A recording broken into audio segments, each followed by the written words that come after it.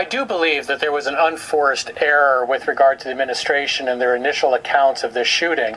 Those accounts are not borne out by those videotapes. I think that the extravagant statements by these DHS officials, ICE officials, and the DHS secretary over the weekend didn't play well. It is politically disastrous for the president and also not the kind of civil society we need to live in. Now, is ICE perfect? They're not. Can they do a better job? They can. Do I think that, some of the optics at times, do I think that going into Home Depots and arresting people there is a good idea? I don't. We certainly should not be labeling him as being a domestic terrorist who's going to execute cops. There's no evidence to support that. Such polling as there is, Brett, suggests that people think ICE and DHS have gone too far, and they're not winning the PR war in Minnesota.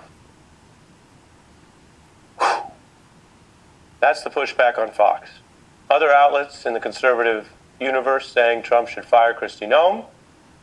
More Republicans disagreeing with this policy, expressing concern with the administration's falsehoods, that they're not even recognizing the tragedy of these Americans killed. Trump's approval on these issues crashing to lows shows that he's also lost some Republicans and independents writ large, no matter what they're watching. Now, Trump is only pivoting on message and maybe personnel.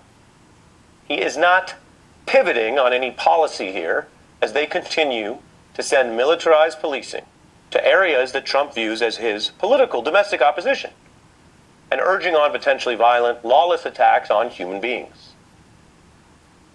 Remember, Trump is doing this in certain places while avoiding using these exact tactics in some of the places in our country that have the most undocumented people, like Texas, which adds to the evidence that this is a politicized abuse of the power to police, to patrol, to detain, or kill, but it's one that he wants to use in this way and wouldn't subject what he sees as his supporters or fans to. So a pivot on staffing is not much, and even that is already feeding a MAGA divide. Trump vet Steve Bannon worries Trump is blinking in what they view apparently as a political battle. So this to them may be about showmanship and not the claimed goal of deportations.